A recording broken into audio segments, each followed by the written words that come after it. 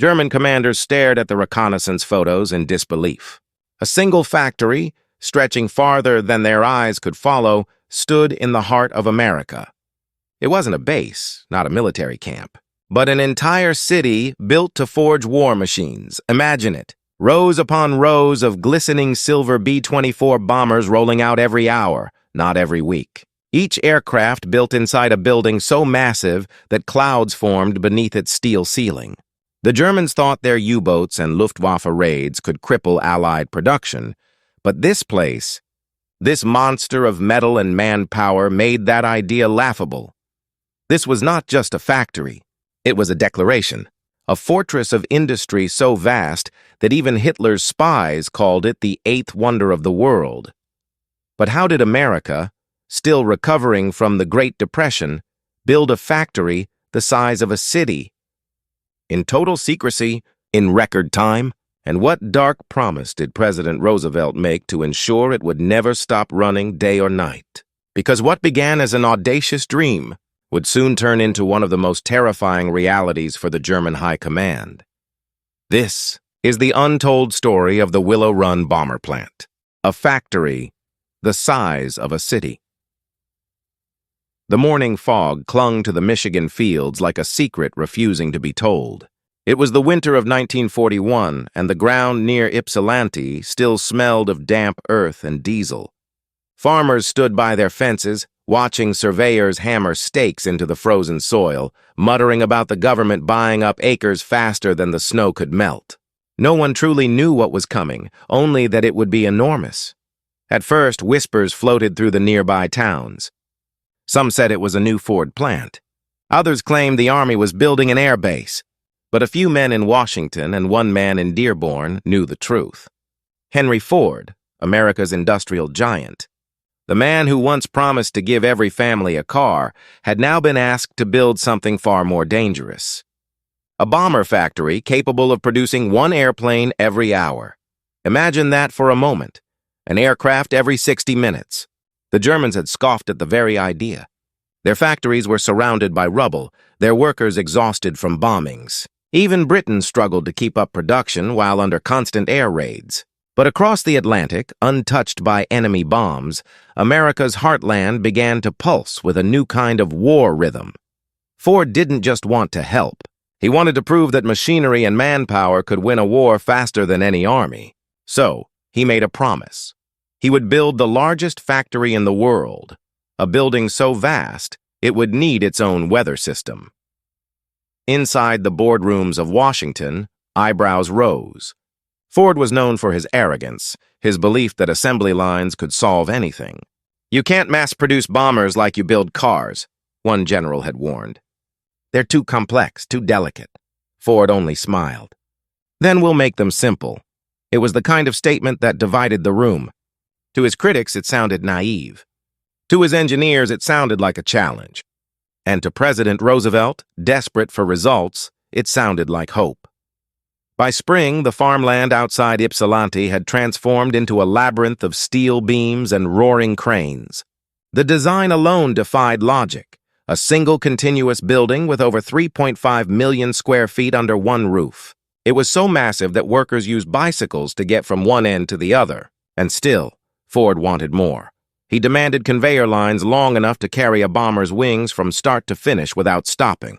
He wanted furnaces that glowed day and night, storage tanks big enough to drown a battleship, and rail lines that snaked through the complex like arteries feeding a giant. From above, it looked less like a factory and more like a new kind of city, one that didn't grow outward but forward. Every day, thousands of workers poured through the gates. Men with grease-stained overalls, women in red scarves, families who had driven hundreds of miles from broken towns in the Dust Bowl. They weren't just building machines.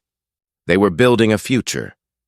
Yet beneath the thunder of hammers and the hiss of welding torches, tension was rising. The Ford Motor Company was built on control, precision, hierarchy, and Henry Ford's will. But the U.S. Army Air Corps wanted flexibility. They wanted speed. Every day, military officers arrived at the plant, demanding updates, pushing deadlines, changing blueprints. Ford's foreman pushed back, clashing with colonels and engineers who had never seen a production line before. "You can't tell us how to build a bomber," one supervisor shouted during a meeting, slamming his fist on the table. "You don't even know how to build a car." The arguments echoed through the corridors, even as the first sections of the building came alive. By summer, the factory began producing test components, aluminum ribs, engines, tail assemblies, but the results were uneven. Machines jammed. Workers made mistakes. Some planes rolled off the line, unable to fly. In Berlin, German analysts intercepted fragments of intelligence about the project. A name surfaced again and again. Willow Run. The Luftwaffe command dismissed it as propaganda. "No factory can build bombers like toys," one officer sneered. "The Americans are dreamers, not soldiers." But one man didn't laugh. Albert Speer, Hitler's armaments minister, studied the photographs captured by reconnaissance flights. He saw the vastness, the geometry of the structure, the smoke rising from its endless chimneys. "If they succeed," he muttered, "this war will change forever."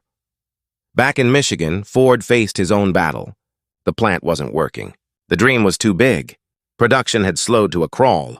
Some nights, the lights in his office burned past midnight as he stared at schematics littered with red ink.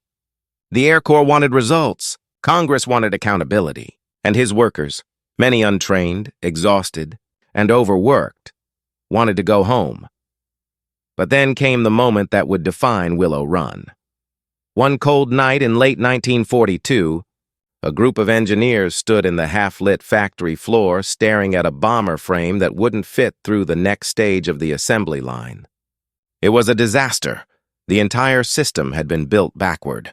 Ford's men argued for hours, panic growing with every minute. Then an old foreman, his hands black with oil, spoke quietly. "We'll turn the line around," he said. "We'll rebuild it from the inside out." And they did. In 2 weeks, working day and night, they dismantled hundreds of feet of machinery, reassembled it, and restarted production, backward. The change worked. The line began to move smoothly. Planes started rolling out faster, and for the first time, the workers believed the impossible might be possible. By December, Willow Run had transformed into something no one could fully comprehend. Inside the hangar's glowing heart, sparks rained down like stars as wings were bolted, engines mounted, and cockpit glass sealed. Reporters who visited the site described it as a river of airplanes, moving endlessly toward daylight. Each morning, the first sound wasn't birdsong, but the rumble of engines. Each night, the sky glowed orange from the furnaces. The factory had its own rhythm now, a heartbeat forged in metal and sweat. And then it happened. One crisp winter morning, as the frost still clung to the hangar doors, a roar shook the valley. Workers dropped their tools and looked skyward. The first complete B-24 Liberator, built entirely at Willow Run, rose from the runway like a silver phoenix. It climbed into the sunlight, its wings glittering with condensation, and the crowd erupted. Men cheered. Women wept. For the first time, the dream had become real. But outside that celebration, another sound was stirring, radio chatter from Berlin. The Luftwaffe had intercepted a coded report from American intelligence. Ford's factory operational. Mass bomber output imminent. German command convened an emergency meeting that night. "If this is true," one general said, his voice trembling, "then no city in Europe is safe." And he was right, because Willow Run was no longer just a factory. It was a weapon that could strike without firing a single shot. Yet even as the celebration continued in Michigan, Henry Ford received a telegram that would chill him to his core. Production targets were doubling, new demands were coming, and buried at the bottom of the message was a warning from Washington. Sabotage attempts expected. Security to be increased immediately. The lights of Willow Run burned late into the night. Somewhere inside that vast city of steel and smoke, among the thousands of workers and miles of assembly line, someone was already preparing to make sure the factory would never reach its full potential. And that's when the real battle, inside the heart of America's war machine, was about to begin. The men who built the impossible. It began with the sound of boots echoing through the hangar. Government inspectors, military officers, nervous executives. They moved in silence beneath the looming skeletons of unfinished bombers, their polished shoes tracing the same paths as the oil-stained workers who built them. The air smelled of fuel, sweat, and hot steel. Every few seconds came the thunder of a rivet gun, like a heartbeat refusing to stop. Henry Ford stood at the far end of the floor, his eyes fixed on the glinting fuselages. He looked older than his legend, lines carved deep into his face, his hat pulled low against the draft. His son, Edsel, stood beside him, coughing softly into a handkerchief, the white cloth stained faintly with blood. "They want speed, Father," he said quietly. "They want miracles." Ford's jaw tightened. "Then we'll give them both." But miracles had a price. The inspectors had found what Ford feared most: mistakes. Rivets misplaced, wiring unfinished, hydraulic systems leaking. The planes looked magnificent from a distance, but up close, they told a different story, one of exhaustion, confusion, and chaos hidden beneath the gleam. For every bomber that soared, two sat grounded, waiting for fixes. Washington wanted one plane every hour. Ford was struggling to deliver one every day. The numbers didn't lie, and neither did the growing frustration of the generals. One colonel, red-faced and impatient, slammed his clipboard onto a workbench. "This isn't a car, Mr. Ford," he barked. "We're losing men over Europe while you're building trophies." The room froze. Ford's reply was slow and deliberate. "We're building the sky itself, Colonel. You'll have your bombers. But if you think shouting makes them fly faster, try it." The colonel left without a word. That night, Ford called a meeting in the administrative offices overlooking the plant. His top engineers gathered around the long oak table, their faces pale under the harsh fluorescent lights. He didn't shout. He didn't threaten. He simply unrolled a fresh blueprint and drew a single, unbroken line down its center. "This," he said, "is the path of a bomber through Willow Run. Every man, every woman, every tool. Connected. No stops, no waste, no excuses." He paused, his eyes sweeping the room. "We either master this, or we fail the war." Outside, the snow was falling again. Workers trudged to their shifts wrapped in coats, their breath forming ghosts in the cold air. They came from every corner of America, farmhands from Kansas, miners from West Virginia, mothers from Detroit whose sons were already fighting overseas. One of them was Clara Simmons, a 26-year-old mother of two who had never seen an airplane before she built one. She worked the night shift riveting wing panels, her hands raw and calloused, her mind fixed on the photograph pinned above her station, a young man in uniform, smiling. Her husband, Mark, missing since the Battle of the Philippines. Every night, Clara whispered the same promise to herself as she picked up her drill. "If I can't bring him home, I'll build the wings that find him." Stories like hers echoed through Willow Run's endless corridors. Some workers slept in their cars between shifts. Others lived in hastily built dormitories near the plant. It wasn't uncommon to see people collapse from exhaustion, only to wake up and return to work minutes later. They weren't just assembling bombers. They were holding the line for a nation, but not everyone on that line was loyal. In January 1943, an anonymous letter arrived at the Army's Detroit procurement office. It warned of sabotage, foreign agents embedded in the plant, small delays added deliberately, shipments miscounted, equipment left to rust. The FBI was quietly notified. Soon, plainclothes agents walked among the workers, pretending to be mechanics or inspectors watching for anything unusual. They listened for foreign accents, tracked small groups who lingered near restricted areas. Yet what they discovered was not what they expected. One night, an agent followed a young mechanic who had been taking extra-long breaks. The man slipped into a dark corner of the hangar, carrying a toolbox. The agent approached, ready to make an arrest, only to find the man kneeling beside a broken hydraulic line, patching it with a strip of torn canvas. "Why didn't you report it to maintenance?" the agent demanded. The mechanic looked up, eyes bloodshot. "They're overworked. It couldn't wait." "Planes don't fly if we wait." The agent said nothing. He just helped him finish the repair. Moments like that began to change everything. What looked like failure was, in truth, endurance. The factory was still imperfect, still behind schedule, but something powerful was growing inside it. Unity. Then came the day that silenced the doubters. It was a gray morning in spring when the final tests began for mass production. Engines roared across the hangar as the first fully streamlined assembly line rolled into motion. From one end to the other, the process worked like choreography. Frames moved forward. Wings attached seamlessly. Turrets were installed with precision. No shouting, no chaos, just rhythm. And then, almost as if the factory itself had taken a breath, a B-24 rolled off the line at dawn. Then another at noon. Then another before sunset. By the end of that week, they had done the impossible. 1 bomber per hour. When the news reached Washington, disbelief turned into awe. Ford's gamble had paid off. Reporters called it America's arsenal of democracy. Pilots lined up to fly the gleaming new bombers. Even Roosevelt's cabinet members toured the plant in stunned admiration. Yet amidst the triumph, a shadow lingered.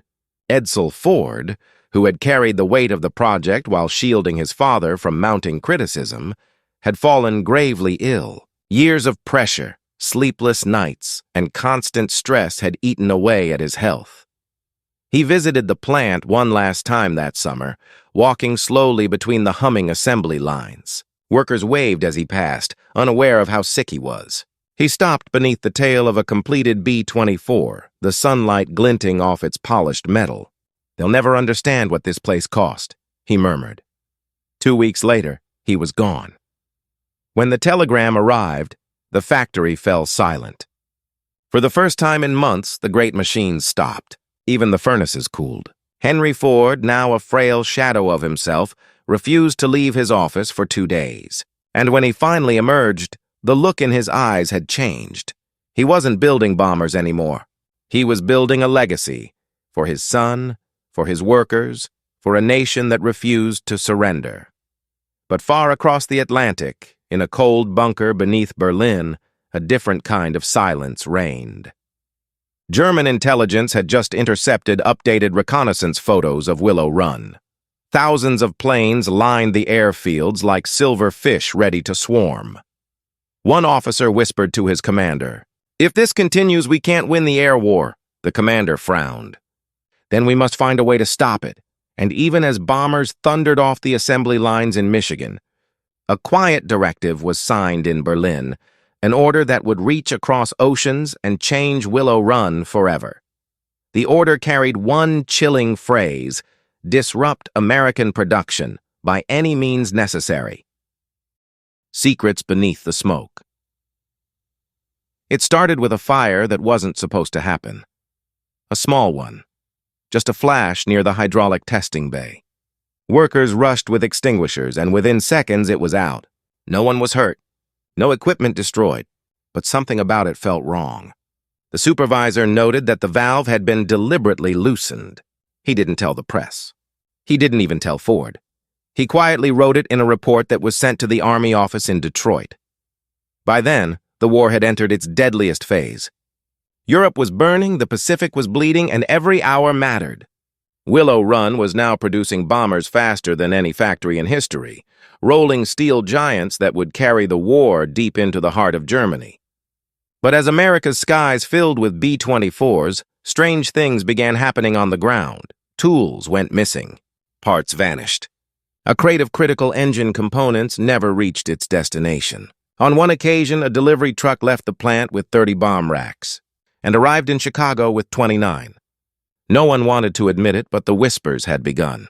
There was a spy inside Willow Run. The FBI doubled its agents on site. Their presence became part of the factory's rhythm. Men in plain clothes watching from catwalks, pretending to check clipboards, scanning the faces of tired workers.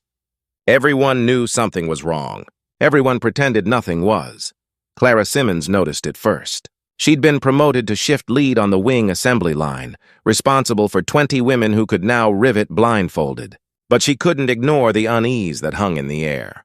A man she didn't recognize had joined the line last week, quiet, polite, efficient. Too efficient. He always seemed to appear near sensitive sections, asking questions he shouldn't have known to ask one night. As the shift bell rang and the others headed for the cafeteria, she lingered behind, pretending to check her rivet gun. She watched him slip between two rows of half-finished wings and disappear behind a storage door marked "Authorized Personnel Only." Her heart raced. She followed, the echo of her footsteps drowned by the factory's endless hum. The door creaked open. Inside, rows of wooden crates stretched into darkness, the air heavy with the smell of oil and dust. She saw him crouched near a box, something glinting in his hand, a camera. He was taking photographs of blueprints folded against a crate. Clara froze. He turned. For one long, breathless second, they stared at each other. Then he ran. She shouted for help, her voice lost in the machinery's roar. By the time guards arrived, the man was gone, swallowed by the maze of steel and smoke. The army called it an incident. The newspapers never heard about it. But security around Willow Run changed overnight. Barbed wire rose around the perimeter. Checkpoints multiplied. Workers' bags were searched. Yet production didn't slow, it intensified. It was as if fear itself had become part of the assembly line. Henry Ford barely slept. He walked the factory floor late at night, cane tapping against the concrete, staring at the lines of workers who no longer looked up when he passed. He'd once been the master of industry, the man who could build an empire from bolts and vision. But now, the war had turned his creation into something he no longer fully controlled. The government owned the contracts, the army dictated the output, and his son was gone. Sometimes, when the night was quiet, he thought he could still hear Edsel's voice echoing from the upper offices, reminding him why they started this. Meanwhile, across the Atlantic, in a gray room filled with maps and cigarette smoke, the German Abwehr received word that the disruptions had failed. The spy had vanished. The factory was producing more bombers than ever. Speer frowned at the report. "Then we stopped them another way," he said. "From the air." That summer, rumors reached Washington that Germany was developing new long-range weapons. Rockets, perhaps even aircraft capable of crossing the ocean. It sounded impossible, but so had Willow Run once. The thought that Hitler could strike America's industrial heartland terrified the War Department. They ordered additional anti-aircraft defenses for key factories. The Midwest, once considered untouchable, now waited nervously for sirens that never came. Inside Willow Run, life moved in shifts, 12 hours on, 12 hours off. The smell of oil clung to everything. People forgot what silence sounded like. The cafeteria never closed. The machines never stopped. Each week, hundreds of bombers left the hangars, their wings gleaming under the morning sun. Each one bearing the same small mark stamped into its frame. Built at Willow Run. To the workers, those words meant pride. To the Germans, they meant doom. Clara's unit became one of the most efficient in the entire plant. She trained new hires, kept morale high, and even helped design a faster method for wing riveting that shaved hours off production time. Her story spread, one of the many rosy riveters who had become symbols of America's unstoppable spirit. But she never forgot that night in the storage room. She never saw that man again, yet sometimes she thought she felt eyes watching from the catwalks. Then came the telegram that changed everything. On a humid July morning, word reached Willow Run. Allied forces had landed in Italy. The invasion had begun. B-24s from Willow Run were among the first aircraft to bomb German positions near Naples. For the first time, the workers saw photographs of their planes in action. Wings streaked with smoke, bullet holes in their fuselages, but still flying. The victory lifted everyone's spirits. The war was turning, but success bred danger. Weeks later, the factory received a series of strange malfunctions. Fuel leaks, electrical shorts, equipment failures that seemed too precise to be random. Investigators scoured the plant again. This time, they found something. A small metal device hidden inside a gearbox. It wasn't German. It wasn't American either. It was British, part of a secret counterintelligence operation. Someone from the Allies had been monitoring Willow Run from the inside. To ensure it was safe. To ensure the Germans couldn't get to it first. The realization stunned the officials. America's greatest weapon of production had been protected by invisible hands, even from its own shadows. When the truth reached Ford, he said nothing. He simply walked out onto the observation deck overlooking the assembly floor. Thousands of men and women moved below like clockwork, building bombers with the rhythm of belief. Somewhere deep in that thunderous machine, spies had hidden, heroes had toiled, and sacrifices had been buried under smoke and silence. And yet, for all its triumph, Willow Run was nearing a breaking point. The orders kept increasing. The workforce was stretched to its limit. Supplies ran thin. People began collapsing mid-shift. The war demanded more than any human could give. One evening, Clara stood outside after her shift, the sky glowing red from the furnaces, the sound of another B-24 taking off in the distance. She closed her eyes and whispered the same prayer she had whispered since her first day there. Please, let them come home. But far above her in the dark Atlantic sky, German submarines and reconnaissance planes were beginning a new mission, one aimed not at soldiers, but at the very heart of America's war industry. Their target was no longer London or Moscow. It was Willow Run, and before anyone in Michigan would know it, the war would come home. When the sky became American. The night sky over Europe was no longer black. It pulsed with fire. The distant rumble of engines had become a nightly terror for German cities, a sound mothers dreaded and soldiers cursed. They called them Liberator Nights. It began quietly, with a low vibration that rolled across the fields like thunder crawling on its belly. Then came the glimmer of wings, silver ghosts sliding out of the darkness, carrying thousands of pounds of bombs forged from American steel and labor. And almost every one of those bombers had been born at Willow Run. Back in Michigan, the workers could feel it too. When the newspapers printed headlines of Cologne, Hamburg, and Bremen burning under relentless air raids, they read every line in silence. They knew the names of the planes, the squadrons, the serial numbers. Some had helped build those very aircraft. Some had signed their initials inside the wings before they left. For Clara Simmons, it was both pride and pain. She'd received word that her husband, long presumed missing, had been found alive, held as a prisoner of war in Germany. She imagined him hearing the roar of the same bombers she helped create, the sound of home approaching but never landing. Meanwhile, Henry Ford's empire reached its zenith.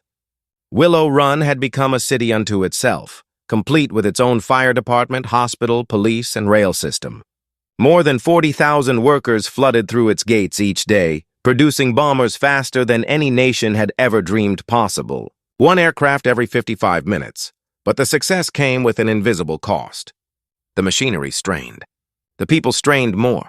Mistakes crept back into the system as exhaustion became a constant companion. One evening, a Liberator crashed during a test flight just miles from the plant. Investigators discovered a faulty pressure valve, improperly installed during a double shift. The Army wanted to assign blame. Ford wanted silence. The workers wanted sleep. Still, the rhythm continued. They worked as if time itself depended on it, because in truth, it did. Half a world away in a dimly lit bunker near Dresden, German officers studied the reports with disbelief. "These bombers," one of them said, pointing to a photograph, "they come in waves, hundreds at once. Even our radar can't count them all." Albert Speer rubbed his temples. "Destroying one costs us a fortune. Destroying their factory would cost them everything." He looked at the map, at the dot in Michigan labeled Willow Run. It was unreachable by planes. But German intelligence had other ways. They began transmitting orders through coded channels to sleeper agents in the Americas. Their task: disrupt, delay, and destroy American production from within. In Washington, whispers of these operations reached the highest levels. The War Department sent a message to Ford. Increase internal security. Assume infiltration attempts are ongoing. The letter was short. The meaning, enormous. At Willow Run, security patrols tripled. Workers noticed more guards, more inspections, more silence. Rumors spread of German agents, of sabotage, of threats written in chalk on restroom walls. Some said the FBI had arrested someone in the tool shop. Others swore they saw a stranger in an officer's uniform who didn't belong. Clara didn't believe rumors anymore. She believed in what she could see. And what she saw one foggy morning made her blood run cold. As her team prepared a new section of wing frames, she noticed a canister sitting beneath the workbench. It wasn't part of the regular supplies. She bent to pick it up, then froze. It wasn't paint. It was labeled corrosive compound, handle with care. The seal had been cut.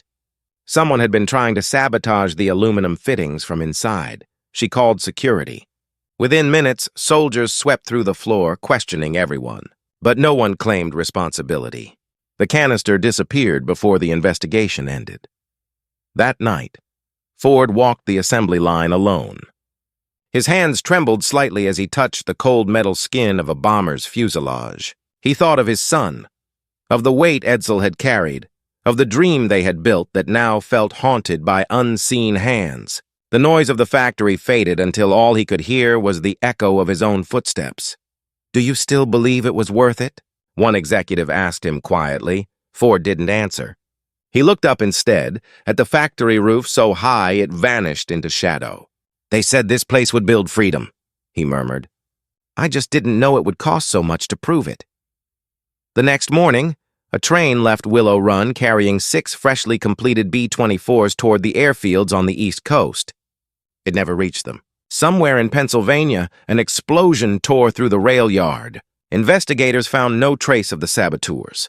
But the message was clear. The enemy had found a way to reach them, even here. The attacks intensified, not with bombs, but with silence. Delayed shipments, canceled deliveries, accidents that weren't accidents. Each time production slowed, the workers doubled down. Each time a setback came, another shift volunteered. It wasn't patriotism anymore. It was defiance. By the spring of 1944, the war was turning in the Allies' favor.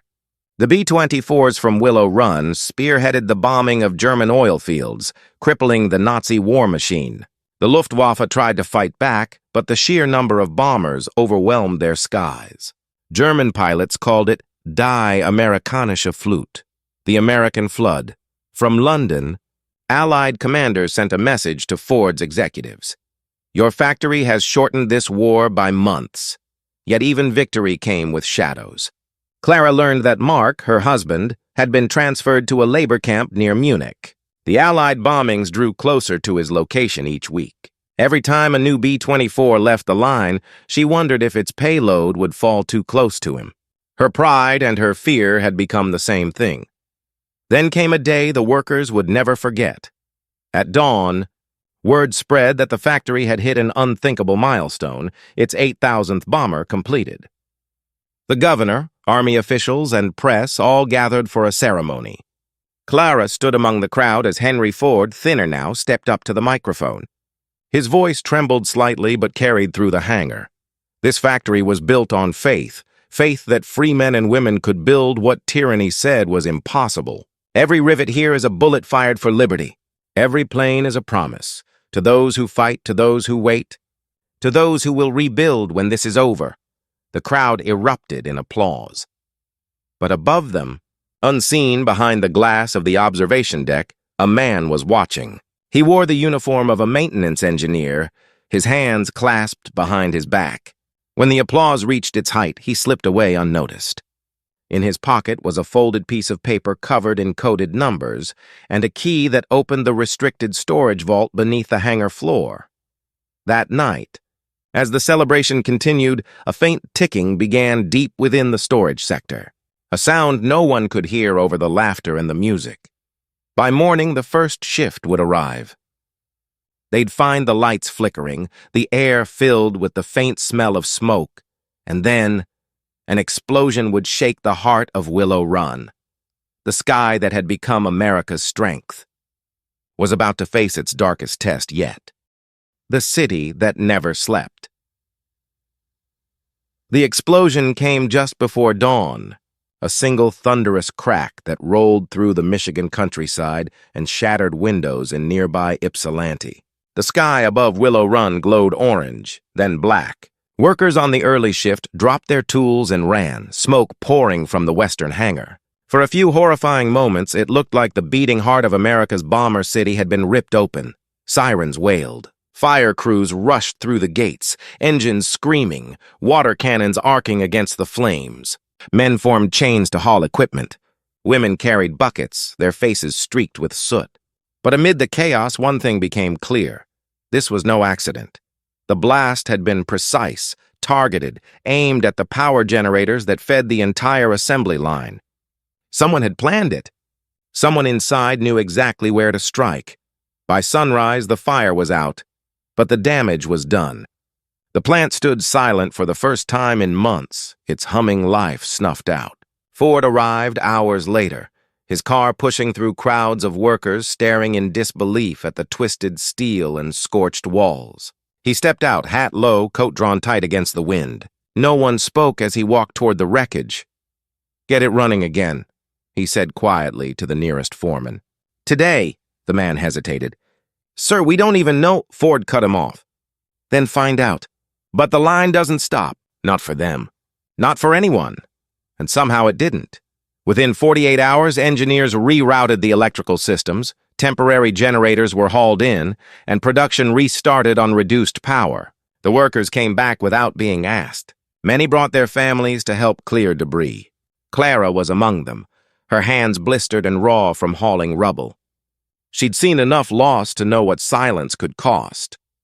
The FBI investigation that followed uncovered a name. The man who had vanished after the ceremony, the one who'd been seen near the restricted vault. His real name wasn't American at all. His papers were forged, and his last recorded act, hours before the explosion, had been to board a freight train heading east. He was never found, yet Willow Run endured. It always did. The weeks that followed became a blur of sweat and defiance. The workers labored longer, harder, as if to bury the memory of the blast under new layers of steel. By late 1944, production not only recovered, it surpassed every previous record. The plant was building bombers faster than the Luftwaffe could shoot them down, but the war's shadow was shifting. Reports poured in from the front. Allied forces were closing in on Berlin, and the end was near.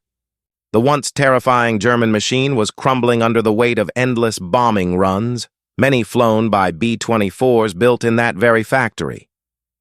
In the break rooms, people began to talk about life after victory. "When it's over," one man said, "I'll build cars again." Another added, "I'll build a house, a real one, with a yard." For Clara, the dream was simpler. She wanted to find Mark.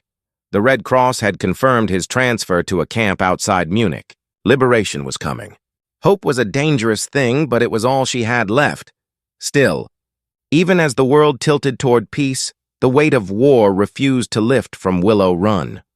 The pace remained relentless, the machines deafening, the air thick with exhaustion. Ford, frail and weary, rarely appeared on the floor anymore. Rumor had it his health was failing. Some said he'd lost the will to fight once the government took over final management of the plant. Others whispered he still came at night, walking alone beneath the steel rafters, touching the wings of unfinished bombers like they were ghosts. One night, as snow fell outside and the final shift droned on, Clara stood beside a nearly completed B-24, tracing her hand along the cold aluminum. She had scrawled 2 words inside the fuselage, hidden beneath the pilot's seat. "Come home." When she looked up, she saw a figure standing at the far end of the hangar, an old man in a dark coat, cane in hand. Henry Ford. He met her eyes and nodded once, as if he understood everything she'd never said. Weeks later, Germany fell. The radio broadcasted the news. Hitler dead, Berlin captured, victory in Europe declared. Willow Run erupted in celebration. Workers danced, cried, embraced. For a few moments, the noise of joy replaced the noise of war. Then, just as suddenly, the silence returned. Orders stopped. Shipments ceased. The factory that had never slept finally did. The war was over, and no one knew what came next. In the months that followed, the assembly line slowed to a crawl. The government canceled contracts, military officers departed, and thousands of workers received their final paychecks. The great machines that had once forged freedom now sat still, gathering dust beneath the high, empty ceilings. Clara came one last time to collect her things. The hangar felt hollow, every footstep echoing like memory. She walked past the same station where she had worked for years, past the wing section where she had chased a spy, past the scorch mark still faintly visible from the explosion. When she reached the door, she stopped. Outside, a single B-24 sat on the runway, gleaming in the morning light. It was the last one built at Willow Run. She smiled softly. Somewhere across the ocean, she knew, thousands of others were coming home too, including Mark. He had survived. The telegram had arrived just days before, his camp liberated by American troops. Clara wiped her eyes, turned toward the sunlight, and walked out of the city she had helped build. Years later, the plant would be converted, repurposed, forgotten by most. But not by history, for buried beneath its concrete floors were stories that no blueprint could capture, of courage, loss, and relentless will. Of men and women who built not just machines, but a nation's heartbeat. And though the bombers had long since flown their final missions, there were still nights, quiet, windless nights when locals swore they could hear it again, the echo of engines rolling down invisible runways, the faint metallic rhythm of hammers striking steel, as if the city that never slept still dreamed, and somewhere high above the clouds, the ghosts of those B-24s drifted through the eternal sky, reminders of the moment when America turned its factories into fortresses and built victory one wing at a time. But what few ever learned was that Willow Run had one more secret, something left behind beneath its floors, sealed away when the war ended, waiting to be uncovered decades later.